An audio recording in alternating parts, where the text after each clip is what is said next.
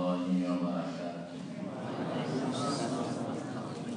نحمده ونصلي على رسوله الكريم. أما بعد، فأعوذ بالله من الشيطان الرجيم. بسم الله الرحمن الرحيم. قل إن كنتم تحبون الله فاتبعوني يحببكم الله ويغفر لكم ذنوبكم والله غفور رحيم. صدق الله المولانا العظيم. وقال النبي صلى الله تعالى عليه وسلم: تركت فيكم أمرين لن تضلوا ما تمسكتم بهما كتاب الله وسنة رسوله صلى الله عليه وسلم. আমি আপনাদের খেদমতে কোরআন কারীম থেকে একখানা আয়াত বিশেষ এবং রাসূল করিম সাল্লাল্লাহু আলাইহি সাল্লামের অসংখ্য অগণিত হাদিস শরীফ থেকে একখানা হাদিস শরীফ পাঠ করলাম।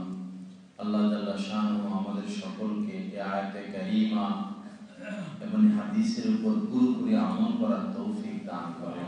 আমিন। এই আয়াতে কারীমা এবং হাদিসের নূর দ্বারা আমাদের জীবনকে, আমাদের অন্তরাত্মাকে আপনি নূরান্বিত করিয়া দেন। আমিন।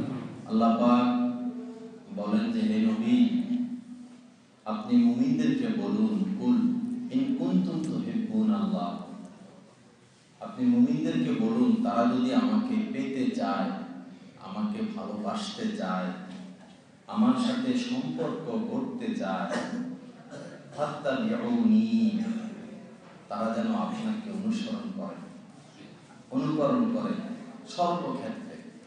ফাত্তাবিউনি ইউহিব্বুকুমুল্লাহ, যদি তারা দৈনন্দিন প্রত্যেকটা কদমে কদমে, শ্বাসে শ্বাসে, পদক্ষেপে পদক্ষেপে আপনাকে অনুকরণ করে, তো আমি তাদেরকে মহব্বত করব। আল্লাহ পাককে মহব্বত করার নমুনা, মডেল জীবন আল্লাহ রাসূলের মাধ্যমে আমাদের কাছে পেশ করছে। ইউহিব্বুকুমুল্লাহ ওয়া ইয়াগফির লাকুম যুনুবাকুম, শুধু যে মহব্বত করবেন তা না, সমস্ত গুনাহগুলো মাফ করে দিবেন। সুবহানাল্লাহ। ইন্নাল্লাহা গফুরুর রহিম, এটা এই জন্য যে আল্লাহ অত্যন্ত ক্ষমাশীল, অত্যন্ত ক্ষমাশীল এবং দয়ালু। অত্যন্ত ক্ষমাশীল কেন? কেননা তিনি দয়ালু। গফুর এর পরে রহিম বলছেন। কেন এত ক্ষমা করতে পারেন তিনি? কেন এত ক্ষমা করেন তিনি? কারণ তিনি দয়ালু, দয়াময়। তো যে হাদিসখানা পাঠ করলাম, এই হাদিসের মধ্যে আল্লাহ রাসূল বলেন, তারাকতু ফীকুম আমরাইন, তোমাদের কাছে আমি দুইটা জিনিস, দুইটা বিষয় রেখে যাচ্ছি। আমরাইন লান তাদিল্লু মা তামাসসাকতুম বিহিমা, তোমরা কেউ কখনোই, লান মানে কখনোই, অসম্ভব, কখনোই তোমরা গোমরা হবা না, পথভ্রষ্ট হবা না, যদি এই দুইটা জিনিস ধরে রাখো। তামাসসাকতুম বিহিমা, কখনো পথভ্রষ্ট হবা না, পথ হারাবা না, যদি এই দুইটা জিনিস ধরো। কি? কিতাব আল্লাহ, আল্লাহ পাকের কিতাব কোরআনে কারীম, ও সুন্নাত রাসূলিহি, এবং রাসূলের সুন্নাত। রাসূলের সুন্নাত, হাদিস বলেন নাই, কি বলছেন? সুন্নাত। হাদিস এবং সুন্নাতের মধ্যে পার্থক্য আছে। এই পার্থক্যটা না বুঝার কারণে এখন নানান দল বাইরে হয়ে গেছে, গ্রুপ বাইরে হয়ে গেছে। আরে হাদিসে তো আমরা এটা পাইছি। সব হাদিসের উপর তো আমল করা যাবে না ভাই, হাদিস তো অনেক আছে, সব হাদিসের উপর আমল করা যাবে না। এটা তো একটা সাগর, মহাসাগর।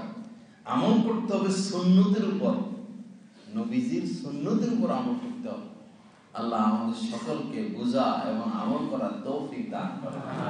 আমরা আসলে দ্বীনের প্রতি মহব্বত তো আমাদের আছে, রাসূলের প্রতি মহব্বত আছে, কোরআন হাদিসের প্রতি মহব্বত আছে, কিন্তু আমরা ইশকে কাজ করি, ইশকে, জোশে কাজ করি, জোশে।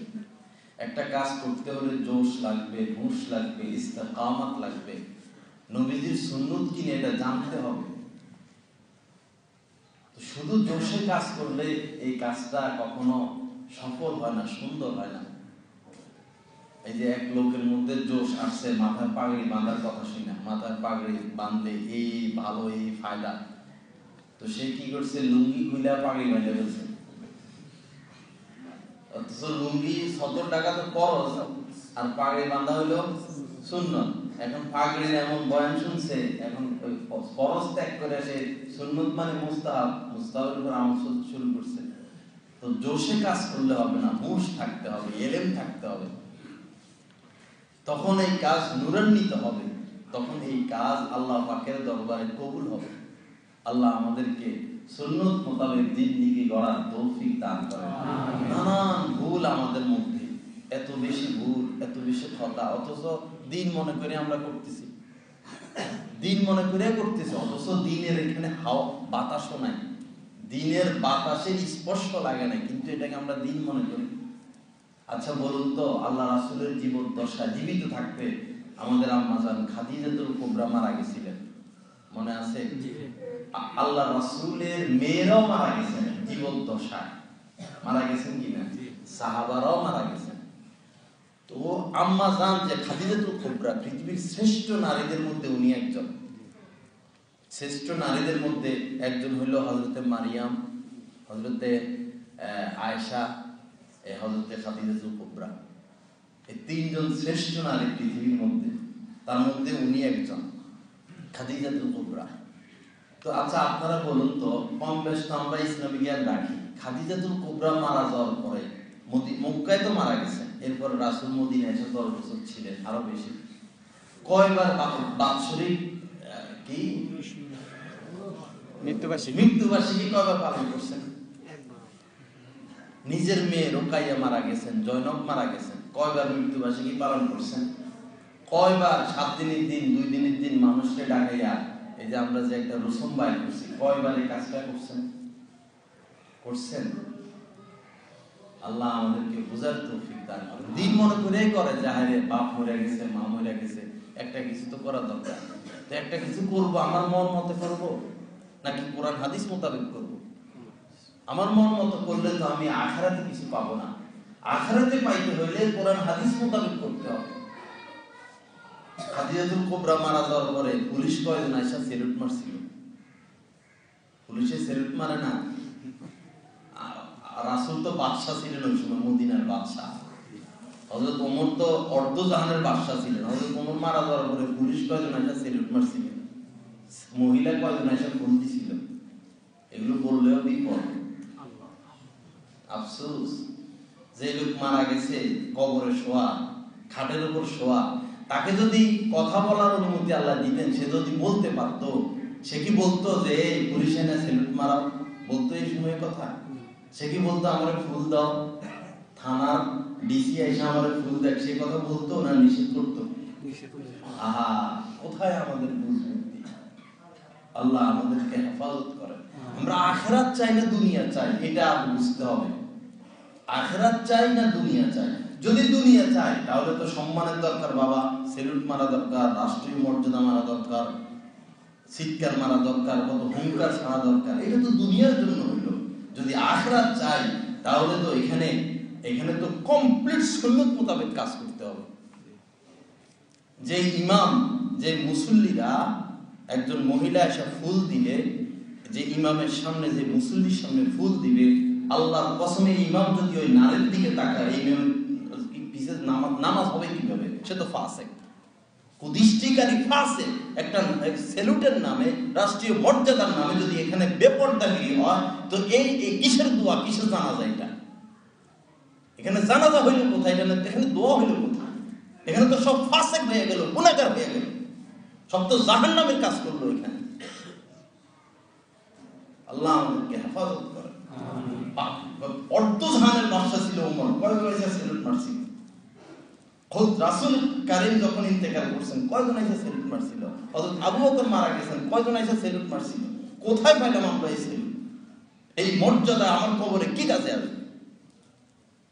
বলুন কি কাজে আসবে? পাকিস্তানে কোন প্রেসিডেন্ট মারা গেছে, আজ পর্যন্ত প্রতিদিন ওখানে সেলুট মারা হয়। আরো 30-40 বছর আগে মারা গেছে, কবরের চারপাশে, কবরে যায় শান্তিতে শুতে দিবে না, সকাল বিকাল সন্ধ্যা দুপুর নিয়ম মাফিক ওখানে সেলুট মারা হয়। দিনরাত বাহিনী আসে যায় আর সেলুট সেলুট সেলুট সেলুট। কি পুষতেছে তার কবরে এই সেলুটের দ্বারা? সেলুট মারা এটাও সুন্নত, ঠিক আছে, এটা যুদ্ধের ময়দানে সাহাবারাও সেলুট মারছেন, মিনসার মিন বলে এটাকে আরবিতে, ঠিক আছে। এটা ওয়াইদু লাহুম মাসতাতা'তুম মিন কুওয়া, নিজের ঈমান বাঁচানোর জন্য, মা বোনের ইজ্জত বাঁচানোর জন্য, রাষ্ট্র বাঁচানোর জন্য, নিজের ধর্ম বাঁচানোর জন্য যুদ্ধের প্রস্তুতি নিয়ে থাকো, শক্তি সঞ্চয় করো, সেটা ভিন্ন কথা। আপনারা কেউ মন কষ্ট নেবেন না, হক কথা বলে দেওয়া আমাদের দায়িত্ব।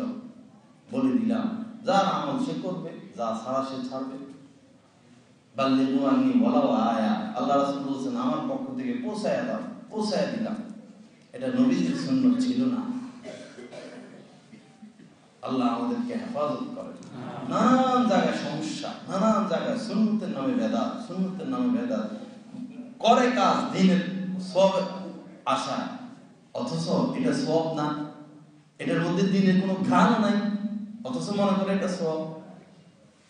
সামনের কাতারে নামাজ পড়া সওয়াব না, তো অনেককে দেখি এরকম এরকম ভাগ করে করে করে করে করে করে এসে সামনে বসে। ঠিক আছে, আপনি একটা মুস্তাহাব সওয়াব পাইলেন, কিন্তু অন্যদেরকে যে কষ্ট দিলেন, অন্যদেরকে যে কষ্ট দিলেন সেটা কি হলো? মসজিদে আসার সময় জুতা থাকে সেই নিচে, এই যতগুলো জুতা আছে জুতাগুলো পাড়াইয়া, নিজের জুতা দিয়া অন্যের জুতার উপর পাড়াইয়া মসজিদের সিঁড়ির উপরে জুতা উঠাইয়া পরে করে আসে। তো আরেকজনের জুতা যে আমি পাড়াইলাম আমার জুতা দিয়া, তার জুতাটা ময়লা হইল না? তো এটা সগীরা গুনাহ হইল না কবিরা গুনাহ হইল? নিশ্চিত কবিরা গুনাহ। অন্য মুসলমানকে কষ্ট দাও কেন? তার জুতার উপর আমি পাড়াইলাম, আমার ওই সময় মনটা কোথায় ছিল? এই হচ্ছে আমাদের আখলাক স্বভাব, আমাদের জীবন। এই মানুষকে কষ্ট দেওয়া হারাম, মাখলুককে কষ্ট দেওয়া হারাম। একটা পিঁপড়া, একটা মশা মাছিকেও অযথা, একটা সাপ বিচ্ছুকে অযথা কষ্ট দেওয়া যাবে না। ওই বেশ্যা মহিলা নাজাত পাইছে কিসের কারণে? কুকুর পিপাসায় কাতর মারা যাচ্ছে, মাটি চাপতেছে একটু পানির জন্য। মহিলা খারাপ, কিন্তু কুকুরের এই কষ্ট সহ্য করতে না পাইরা কুয়া থেকে চামড়ার মোজা দিয়া পানি উঠে কুকুরকে খাওয়াইছে। এত খারাপ মহিলাকে আল্লাহ পাক এই উসিলা মাফ করে দিয়েছে। মানুষকে কষ্ট দেওয়া যাবে না। মনে করুন মুসাফা করা কি সুন্নত, মুসাফা করা সুন্নত। এখন কেউ পকেটের মধ্যে হাত রেখে, শীতকাল হাত গরম রাখলো, এখন আমি ওযু করে আসলাম, আমার হাত ভিজা, আমার হাত ঠান্ডা, তার হাত শুকনা, এখন মুসাফা করা কি কম না? মুসাফা করা ঠিক হবে? বা আমার হাত ময়লা ঝয়লা, আরেকজনের হাত পরিচ্ছন্ন পরিষ্কার, অনেকের হাত ঘামা ভিজে থাকে, ও বেচারা হাত ভিজা আর উনি একদম পরিষ্কার পরিচ্ছন্ন মানুষ, এখন মুসাফা করলে তো তার হাতটাকে আমি পরিষ্কার করলাম। তো এখন সুন্নত রইল এটা, এসকে কাজ করলে হবে না, বিবেক সচেতন রাখতে হবে, বিবেককে ঠিক রাখতে হবে। আল্লাহ আমাদেরকে আমল করার তৌফিক দান করেন। কালকে হয়তো উনি এখানে আসেও মসজিদে, মাদ্রাসা থেকে আমি বাইর হইলাম, দেখলাম নাক খুঁটতেছে, ডাইন হাত দিয়ে নাকের ময়লা বাইর করতেছে। নাক খুঁটা এটা হচ্ছে মাকরুহ, মানুষের সামনে নাকের ময়লা পরিষ্কার করতে হলে বাম হাতে টিস্যু গামছা এগুলো দিয়ে করা, সরাসরি হাত না লাগানো। টয়লেট পেপার কি জন্য? যেন হাত ময়লার মধ্যে না লাগে, টিস্যু দিয়ে মুছে ফেলো। নাক পরিষ্কার করলেও টিস্যু অথবা গামছা রুমাল এগুলো দিয়ে ব্যবহার করা। মানুষের সামনে নাকে হাত দেওয়া, নাক মোছা জরুরত হইতে পারে, রুমাল ব্যবহার করা, তখন এটাকে কেউ খারাপ মনে করে না। এখন আমি আপনাদের সামনে বসা, আমি যদি নাক হাত দিয়ে নাক কাটতে থাকি, ময়লা বাইর করতে থাকি, আপনাদের কোনো রুচি থাকবে আমার প্রতি? নামাজ পড়তেও তো মন চাইবে না। তো এই সচেতন বিবেকের মধ্যে সচেতনতা আমাদের জরুরি। তো বাইরে হইলাম, দেখছি হাঁটতেছে আর নাক খুঁজতেছে, উনি নাক থেকে ময়লা বাইর করতেছে, মানে আমার দেখে আমার দিকে হাত বাড়া দিয়েছে মুসাফা করতে। না আমার তো ঘৃণায়, মানে কি করি, হের হাতে ময়লা, কেন তার সাথে মুসাফা করি? তাও আবার কি মনে করে না কি করে, বাধ্য হইয়া মুসাফা করলাম, করে যায় হাত দিয়ে বলছি কি আর করবো।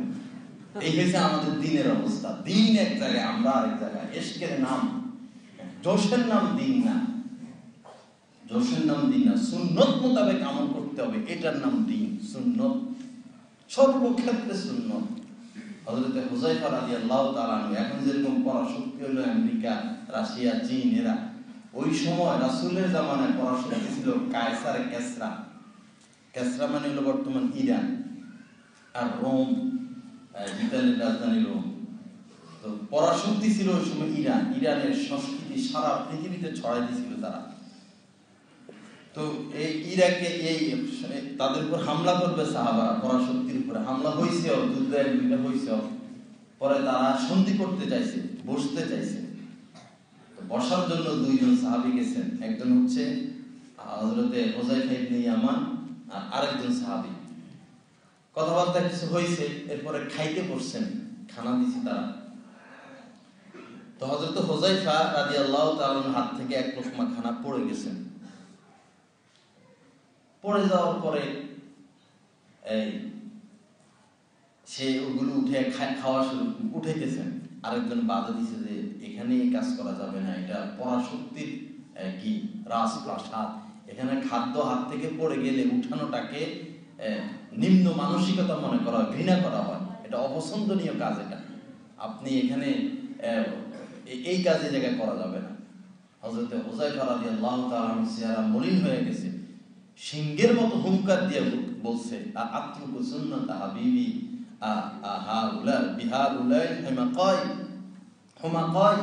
আমি কি এই নির্বুদ্ধের কারণে আমার সেই প্রিয় হাবিবের সুন্নত ত্যাগ করব?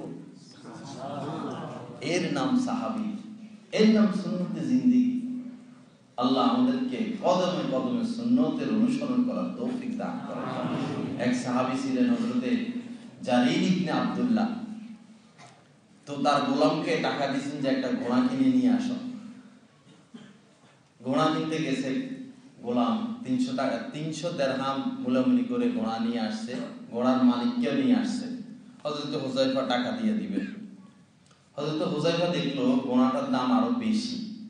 এই বেচারা বুঝে নেন ঠকছে বেচা কিনা। হযরত হুযায়ফা বললেন যে 300 নয়, তোমার 400 দিরহাম দিব, বিক্রি করবা কিনা? আছে এই নিয়ম দুনিয়াতে। এখন আমরা তো কেমনে 1 টাকা ঠকাইতে পারলেন বাসি। পরে বললো তাহলে তো আরো ভালো, 300 জায়গায় যদি 400 দিরহাম আরো ভালো। হযরত হুযায়ফা দেখলেন না, ঘোড়ার দাম আরো বেশি। 500 বললেন, 600 বললেন, 700 বললেন। এরপরে বললেন শেষ কথা যে 800 দিরহাম দিব তোমাকে, আমার সাথে লেনদেন করবা কিনা? সে তো খুশির উপরে মহা খুশি, লেনদেন করলো। এরপরে কেউ প্রশ্ন করলো যে 300 টাকা 300 দিরহাম দিয়ে তো কিনতে পারতেন, আপনি নিজের থেকে কেন ডবলের উপরে 6 সে 8 দিয়া 800 দিরহাম দিয়ে ঘোড়াটা কিনলেন? কেন আপনি ঠকলেন? হযরত হুযায়ফা রাদিয়াল্লাহু তাআলা বললেন যে রাসূলের সাথে আমার একটা অঙ্গীকার ছিল। কি অঙ্গীকার? প্রথমে এটা বলছেন যে আসলে এই ঘোড়ার মালিক দাম বুঝে নাই, এই ঘোড়াটার মূল্য সে বুঝে নাই। এই ঘোড়াটার মূল্য 800 দিরহামই আছে। বেচারা নতুন মানুষ, বুঝতে পারে নাই। তাকে কিভাবে আমি ঠকাই? আমি নবীর সাহাবী হয়ে তাকে কিভাবে আমি ঠকাবো? এরপরে বললেন রাসূলের সাথে আমার একটা অঙ্গীকার ছিল। আল্লাহ রাসূল বলছেন তুমি সমস্ত মুসলমানদের সাথে কল্যাণের আচরণ করবা, সমস্ত মুসলমানের হিতাকাঙ্ক্ষী থাকবা। আজকে আমি এই লেনদেনের মাধ্যমে রাসূলের সেই সুন্নতকে আদায় করলাম, তার হিতাকাঙ্ক্ষী হইলাম, তাকে আমি ঠকাইলাম না। এই হচ্ছে সুন্নতে রাসূল। মা আতাকুমুর রাসূলু ফাখুযুহু ওয়া মা নাহাকুম আনহু ফান্তাহু। কোরআনের মধ্যে আল্লাহ পাক সরাসরি বলে দিয়েছেন মা আইয়া শাইইন আতাকুম রাসূলুকুম আইয়া মা আতাকুমুর রাসূল, রাসূল তোমাদেরকে যা দেয় তা গ্রহণ করো। ওয়া মা নাহাকুম আনহু, আর যে জিনিস থেকে নিষেধ করে সেটা থেকে তোমরা বিরত থাকো। এর নাম আশিকে রাসূল, এর নাম মুসলমান। আল্লাহ আমাদেরকে আমল করার তৌফিক দান করেন। দস্তরখানার সুন্নতের প্রতি আমাদের কত গুরুত্ব, কিন্তু আসলে আগে কি পরে কি, এটার নিয়ম কি, শুধু দস্তরখানা সুন্নতে বুঝি, আর কিছু আমরা বুঝি না। কালকে এক জায়গায় গেছি, পরে এক রুমে আমাকে ঢুকেছে মাহফিলে। পরে এখন গন্ধে মানে জামা কাপড় পুরা রুমে ছড়ানো, পুরা রুম আবদ্ধ, গন্ধে বমি আসার মতো অবস্থা। পরে খাইতে দিছে, এখন দস্তরখানা বিছেছে এই গামছা থেকে আরো বেশি দুর্গন্ধ আসতেছে। পরে আমি বললাম গামছাটা সরান। পরে দিল কাগজ, পেপার তো কখনো দস্তরখানা দিতে পারে না। ব্যাপার এটা। কাগজ সম্মানিত জিনিস। আমাদের বহুত বুজুর্গানে দিন ছিল অজু ছাড়া কাগজ ধরতেন না, অজু ছাড়া কাগজ ধরতেন না। কেন? যে এই কাগজের মধ্যে আল্লাহর কালাম লেখা আছে, এই জন্য কাগজকে সম্মান করতে হয়। কাগজের মধ্যে বিদ্যা লেখা হয়, এলেম লেখা হয়, দুনিয়াবি বহু জরুরি বিষয় লেখা হয়। এই জন্য কাগজ দস্তরখান হয় না, কাগজকে জায়গায় জায়গায় ফেলে রাখা। আমাদের যারা আকাবিরে দিন ছিলেন, হাইটা যাইতেন, যদি দেখতেন আশপাশ কাগজ, হাঁটতে পারতেন না, নিজে ওই কাগজ উঠাইয়া ফেলতেন, অথবা সাথীদেরকে বলতেন যে কাগজগুলো উঠাও, এক জায়গায় সংরক্ষণ করা, যে কোনো কাগজ। আল্লাহ আমাদেরকে বুঝার তৌফিক দান করেন, কোথায় আমরা আছি, কোথায় আমাদের আদব, কোথায় আমাদের আখলাক। তো দস্তরখানার যে সুন্নত, সেটা হলো দস্তরখানার উপরে আকাশ থেকে রহমত নাজিল হয়, রিজিক নাজিল হয়, বরকত নাজিল হয়। এই দস্তরখানার উপরে আমার হাত ধোয়া যাবে না, অর্থাৎ হাত আগে ধুয়ে নিতে হবে, দোনো হাত। এই নয় যে আঙ্গুলে মাথা দিলাম, দোনো হাত ধুইতে হবে কবজি পর্যন্ত। এরপরে দস্তরখানা বিছাবে, এরপরে এখানে খানা হবে, এবং দস্তরখান পরিষ্কার থাকবে, একবারই পরিষ্কার, দুর্গন্ধ থাকবে না, কোনো ময়লা ঝলা থাকবে না। আগে তো দস্তরখানার উপরে খানা খাইতেন রাসূলের জামানায়, ওই সময় প্লেটের সিস্টেম ছিল না। দস্তরখানায় চামড়ার দস্তরখানা থাকতো বেশিরভাগ, ওইটার উপরে রুটি, ওনারা তো শুকনা খাবার খাইতেন, খেজুর, রুটি দস্তরখানার উপরে খাইতেন। এখন আমাদের প্রয়োজন অনুসারে আমরা তো ভিজা খানা খাই, ডাউল, মাছের ঝোল দস্তরখানা ঢাললে তো ওই দিক সেদিক চলে যাবে, জরুরত আমরা প্লেট ব্যবহার করি। তো যাই হোক, দস্তরখানা পরিষ্কার হইতে হবে। এরপরে খানার পরে দেখা যায় যে সবাই আগে উঠে যায়। সকল মজলিসে আমি দেখলাম একবারই খুব কম, কেবলমাত্র আমার শায়েখের সোহবতে যাইয়া, হযরতের সাথে খানা খাইতে যাইয়া আমি এই সুন্নত চিন্তা দেখলাম যে হযরত আগে খানা খান, এরপরে আগে হাত ধোন, এরপর দস্তরখানা বিছানো হয়, খানা খাওয়া হয়, এরপর দস্তরখানা আগে উঠানো হয়, দস্তরখানা আগে উঠে নিয়ে যাবে, এরপরে হাত ধুবে আলাদা। কারণ এখানে রহমত নাজিল হয়েছে, রিজিক নাজিল হয়েছে দস্তরখানার উপরে, এখানে আমার ময়লা হাত ধোয়া আদবের খেলা, এটা আলাদা সম্মান করতে হবে, এটাকে আগে সরাইতে হবে, এরপরে হাত ধুতে হবে। এই হলো সুন্নত। আছে আমাদের মধ্যে সুন্নত, কোথায় আমি দেখি না, এক জায়গায়। আল্লাহ আমাদেরকে আমল করার তৌফিক দান করেন। এই জন্যই আমাদের সোহবত, আলেমদের সোহবত, যাদের থেকে নবীর ঘ্রাণ আসে, তাদের সোহবতে থাইকা দিন শিখা। বই পুস্তক পড়ে দিন শিখা যায় না, বই পুস্তক পড়লে জ্ঞান অর্জন হয়, কিন্তু দিন যে জিনিস, সাহাবারা যেই তরিকায় দিন শিখছেন, আমাকে আপনাকে সেই তরিকায় দিন শিখতে হবে। সাহাবারা নবীর সোহবতে থেকে থেকে দিন শিখছেন, আমাকেও নবীর সাচ্চা কোনো গোলাম, নবীর সাচ্চা কোনো আলেমী দ্বীনের সোহবতে থেকে দিন শিখতে হবে। তখন আমাদের মধ্যে দ্বীনের পরিবর্তন আসবে, মুকাম্মাল তখন আমরা হব। আল্লাহ আমাদেরকে বুঝার তৌফিক দান করেন। তো এই যাবতীয় যে সমস্যাগুলো আমাদের মধ্যে ব্যাপক আকারে, আল্লাহ আমাদেরকে হেফাজত করেন, আল্লাহ আমাদেরকে সুন্নতের মহব্বত দান করেন। হযরতে ওসমান রাদিয়াল্লাহু তাআলা আনহু যখন আল্লাহ রাসূল মদিনা থেকে মক্কায় গেছিলেন উমরা করার জন্য, হুদায়বিয়া পর্যন্ত যাওয়ার পরে কাফেররা বাধা দিল, যাইতে আর দিবে না। তখন ওসমান রাদিয়াল্লাহু তাআলা আনহুকে সন্ধি করার জন্য, চুক্তি করার জন্য পাঠাইছেন। ওসমান গনি যাইয়া তার চাচাতো ভাইয়ের বাসায় রাত্রি যাপন করলেন। সকালে মক্কার কাফেরদের সাথে কথা বলার জন্য রওনা হইলেন। তো উনার পায়জামা ওই টাকনুন থেকে উপরে ছিল, আমরা তো প্যান্ট ট্যান্ট পরি একবারে টাকনুন নিচে। আল্লাহ রাসূল বলছেন, মা আসফালা মিনাল কাবাইনি মিনাল ইজারি ফিন্নার।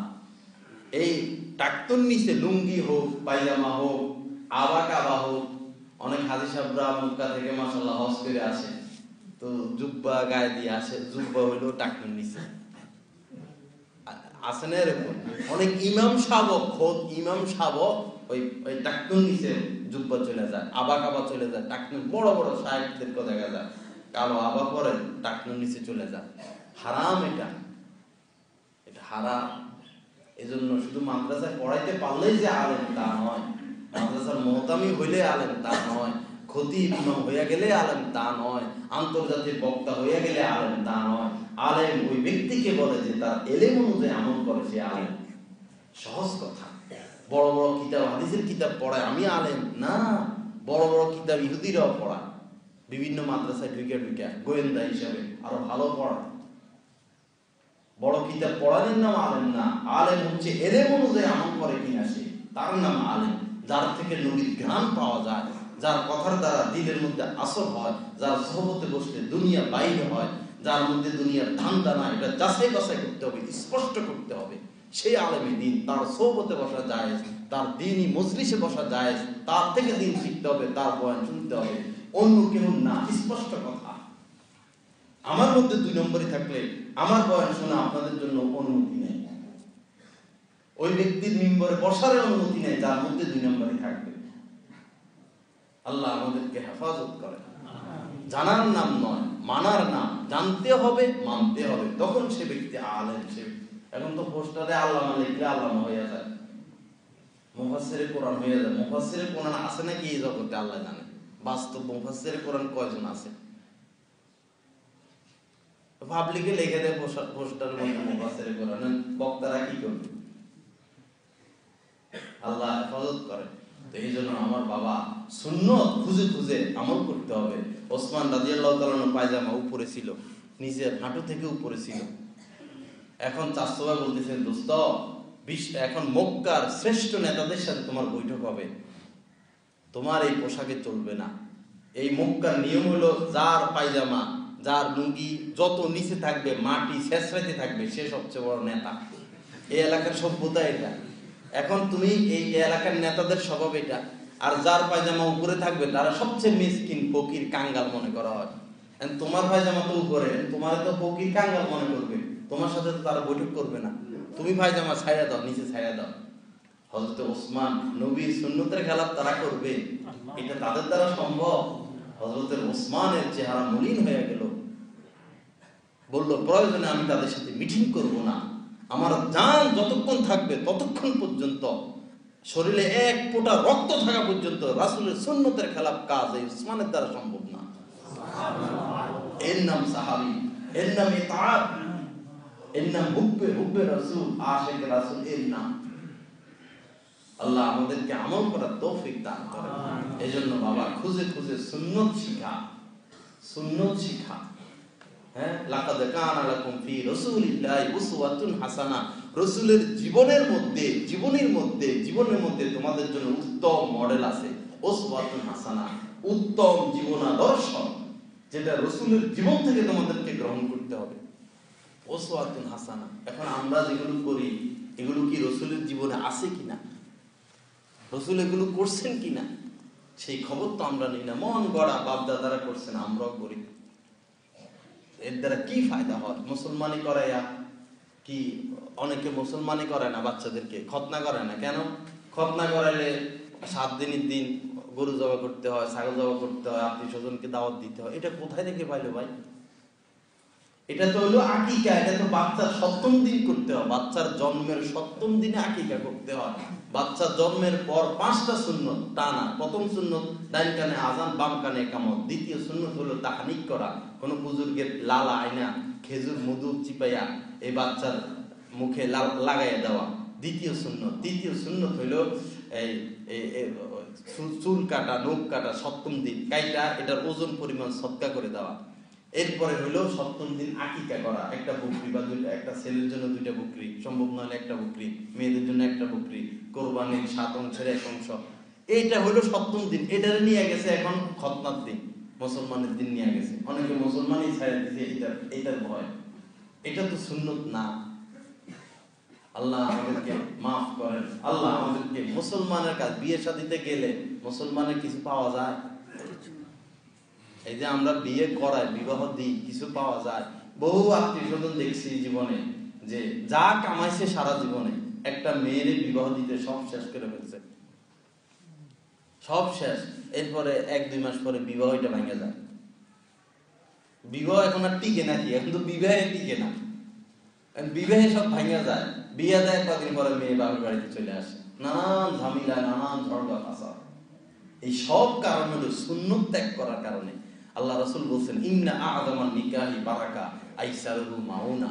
এই হাদিস, ইন্না আ'যামান নিকাহি বারাকা আইসারু মাউনা। যেই বিবাহে যত খরচ কম, সেই বিবাহে তত বেশি বরকত।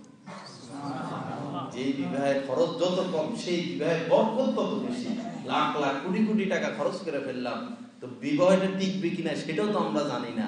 বিবাহ টিকার মূল উৎস মূলধন হচ্ছে দিন দেখে বিবাহ দেওয়া। ফাজফার বিদাতির দিন, আল্লাহ রাসূল বলছে দিন দেখে বিবাহ দেওয়া। আমরা তো দিন দেখে দেই না। আমেরিকা থেকে আসলেই শেষ, ইতালি থেকে আসলে শেষ, ডাক্তার শেষ, ইঞ্জিনিয়ার শেষ, সরকারি চাকরি করে শেষ, মেয়ে দিয়া দিই। আহা, আমার এই মেয়ের মর্যাদা সে কি বুঝবে? একটা নারীর মর্যাদা যার মধ্যে দিন নাই, একটা নারীর মর্যাদা ওই বদ্দিন কখনো বুঝবে না, সে যত বড় শিক্ষিত হোক না কেন। শিক্ষা কাকে বলে সেটা ভিন্ন জিনিস। শিক্ষা কাকে বলে সেটা বলতে গেলে কয়েক ঘন্টা লাগবে। শিক্ষা কাকে বলে, মূলত শিক্ষা কি, শিক্ষা কাকে বলে, কারা শিক্ষিত লোক কোরআন হাদিস মোতাবেক, সেটা ভিন্ন আরেকটা অধ্যায়। তো দিন বিবাহের শাদীর ক্ষেত্রে এই যে একটা কলহ, সাংসারিক কলহ, আহা কত জ্বালা, কত যন্ত্রণা, ওই শুরুটা খারাপ। শুরুটা, বিবাহের শুরুটার মধ্যে সমস্যা। সুন্নত আমরা অবলম্বন করি নাই। মেয়ে দেখতে যায়, বাপেও দেখে, ভাইও দেখে, চৈদ্য গোষ্ঠী দেখে। হায়া, এটা কি? এটা তো কবিরা গুনার একটা সিলসিলা জারি হয়ে গেল। মেয়ে দেখবে, ছেলের মা, ছেলের বোন, মহিলারা এদের সয়েজ হইলে ছেলে কোনো এক ফাঁকে লাভ আসা ইলেই হাদিসে আছে যে কোনো এক সুযোগে ছেলে দেখে নিবে। আনুষ্ঠানিকতা ধুমধাম করে না, কোনো এক ফাঁকে ঢুকে ছেলে মেয়েকে দেখলো, মেয়ে ছেলেকে দেখলো। কিন্তু ছেলের বড় ভাই যায়, ছেলের ছোট ভাই যায়, বন্ধু বান্ধব একটা বাজার বসাইয়া দেয়। এগুলো কি? আল্লাহ আমাদেরকে হেফাজত করে। বহু জায়গায় এরকম শুনছি, মামু বাগিনা গেছে মেয়ে দেখতে, এখন মামুরও পছন্দ হয়েছে, বাগিনারও পছন্দ হয়েছে। পরে মামু কইয়া টইয়া আরে জাত বংশ খারাপ, এই সেই শুধু সুন্দর হইলে হয়, এটা সেটা কইয়া বাগিনার সরাই দিয়া নিজে বিয়ে করে ফেলছে। অনেক জায়গায় শুনছি এরকম। আল্লাহ আমাদেরকে হেফাজত করে। এই সমস্ত বদরুসুম যদি ত্যাগ না করি, অপেক্ষায় থাকেন আরাকানে কি হইতেছে বাংলাদেশের থেকে বেশি হবে। অপেক্ষায় থাকেন সিরিয়ায় কি হচ্ছে বাংলাদেশের থেকে বেশি হবে। তাদের যে নির্মম পরিণাম, এই যে বিবস্বকর নির্যাতন তাদের উপরে, আহা, এর দ্বারা তো আমরা নসিহত গ্রহণ করি না, নসিহত তো গ্রহণ করি না। এই যে আশপাশ এত কিছু হইতেছে, এটার উদ্দেশ্য হচ্ছে অন্যরা যেন সতর্ক হয়, অন্যরা যেন দিনের পথে আসে। আসি তো না আমরা। আমাদের তো সেই বিবেক বুদ্ধি দেখে, মানুষ নেটে দেখে, নির্যাতন দেখে, দেখে আফসোস করে, শেষ এই পর্যন্তই। কিন্তু কোন প্রতিক্রিয়া আসে না, কোন নসিহত গ্রহণ করে না। আল্লাহ আমাদের সকলকে ভালো মানুষ হওয়ার তৌফিক দান করেন। আমার বন্ধু, খুঁজে খুঁজে সুন্নতের প্রতি মহব্বত, প্রত্যেকটা কদমে পানি খাওয়ার সুন্নত, 2 হাতে গ্লাস ধরা। দেখেন আমরা কেউ জীবনে 2 হাতে ধরছি গ্লাস? হযরত থানভী রাহমাতুল্লাহ আলাইহি তার কিতাব তালিমুদ্দিন সব কথার দলিল পেশ করে, কিন্তু এমনি মুখস্থ করে দেয় না। আলহামদুলিল্লাহ, তালিমুদ্দিন কিতাব হযরত থানভী রাহমাতুল্লাহ আলাইহি লিখছেন পানি খাওয়ার সুন্নত তরিকা 2 হাতে ধরতে হবে গ্লাস। 2 হাতে জরুরত থাকলে সেটা ভিন্ন কথা, বাকি গ্লাস 2 হাতে ধরা, 3 শ্বাসে পানি খাওয়া, শুরুতে বিসমিল্লাহ পড়া, শ্বাস গ্লাসের মধ্যে না ফেলা, খাওয়ার আগে পানি দেখে নেওয়া, এগুলো সব পানি খাওয়ার সুন্নত। পানি আগে দেখে নেওয়া। যে জায়গায় পানি দেখা যায় না সে জায়গায়, যেরকম আগে জামানায় মস্ক সিস্টেম ছিল, ওই মস্কের থেকে পানি না খাওয়া, পানি দেখে খাওয়া সুন্নত। বসে পানি খাওয়া সুন্নত, দাঁড়াইয়া না। জমজমেরটা ভিন্ন। এমনি সাধারণত পানি বসে খাইতে হবে, শুইয়াও না, বসে পানি পান করা, ডান হাত ধরা, সাথে সাথে বাম হাত ধরা। আর একটা বিষয় হলো যে তরকারি নেই, আমরা ভাত নেই।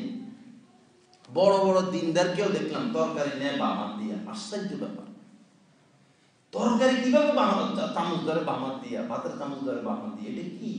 রাসূল জীবনে তো বাম হাত দিয়ে তরকারি নেন নাই, ভাত নেন নাই। ভাত তো জামানা ছিল না, ডান হাতে নিতে হবে সব।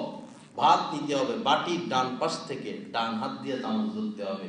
তরকারি ডান হাত দিয়ে চামচ ধরতে হবে। হ্যাঁ, এখন সমস্যা আছে, ডান হাত দিয়ে ধরলে ডান হাতের জোল টোল চামচে লেগে যায়। এখানে 2 পদ্ধতি আমাদেরকে আমাদের শায়েখ শিখেছে। এক পদ্ধতি হলো, ঠিক আছে, বাম হাতে চামচটা ধরো, ডান হাতটাকে একটু লাগাই রাখো। যেরকম এই চামচ ধরলাম, তরকারি নিব, তখন ডান হাতটাকে এমনি লাগাই রাখা।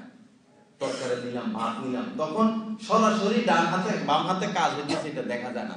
অনেকে দেখা যায় বাম হাত তাদের আগে চলে, কথাবার্তায় বাম হাত নাড়ায়, তরকারি নেয় বাম হাতে, টাকা দেয় বাম হাতে, কাউকে ডাকে বাম হাতে, মোবাইলে কথা বলে বাম হাতে, জামা পরে বাম হাতে।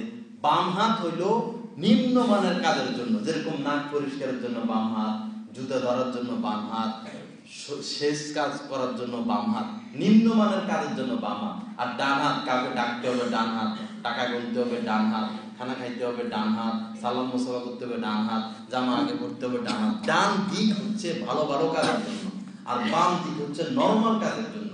কিন্তু অনেকের দেখি অহংকার, এটা হলো ইহুদি খ্রিস্টানদের স্বভাব, বাম হাত আগে চলা, চা খায় বাম হাতে দাঁড়ায় দাঁড়িয়ে, বাম্বু একটা এরকম করে টানে, আর এখানে মনে করে আমরা এলাকার নেতা। নেতারা আবার অনেকে দেখি সিগারেটের নিচে আরেকটা লাগায়, এরকম করে লাগাইয়া এরকম করে টান মারে, মনে করে আমরা নেতা, আমাদেরকে সবাই ভয় করে।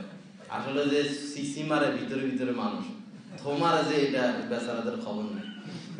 আল্লাহ আমাদেরকে হেফাজত করে। ডাইন হাতে কোনো খানা নাই, বাম হাতে কোনো খানা নাই, ডান হাতে। তো তরকারি নেওয়ার আরেক তরিকা হলো ডাইন হাতে নেওয়া, বাম হাত না, চামচ ডাইন হাতে ধরা, তবে ওই চামচের যে জায়গায় তরকারি লাগা একবারে মাথায়, সেই জায়গায় ধরা। আমার হাতে তো ঝোল, তোর চামচের মাথায় তো ঝোল, তো মাথা বরাবর ধরলে চামচের তখন এই পাশটা ফ্রেশ থাকে।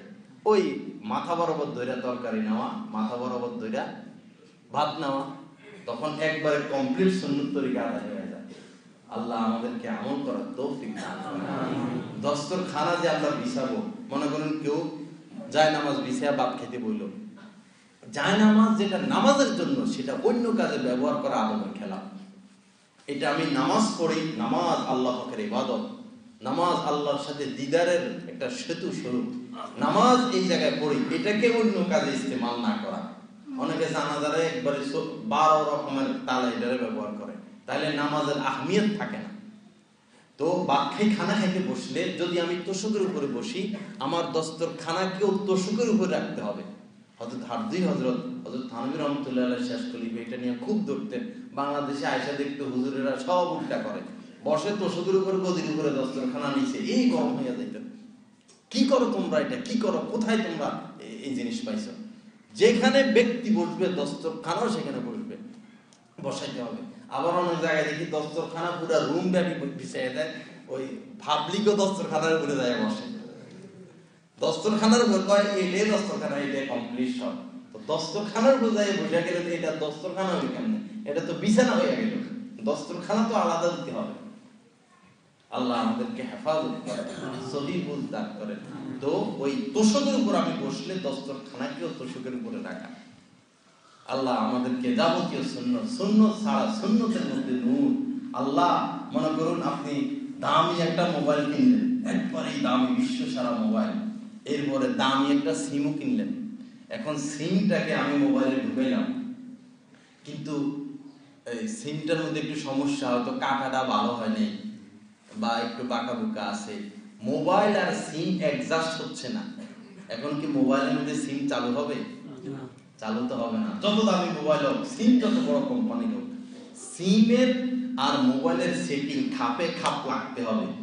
যেটা যেখানে লাগার সেটা সেখানে লাগতে হবে, তখন সিম ওকে হবে। তদ্রুপ আমার আমল শাহী দরবারে কবুল হওয়ার জন্য, আল্লাহ পাকের দরবারে আমার আমল কবুল হওয়ার জন্য সমস্ত আমল হুবহু সুন্নত মোতাবেক হইতে হবে।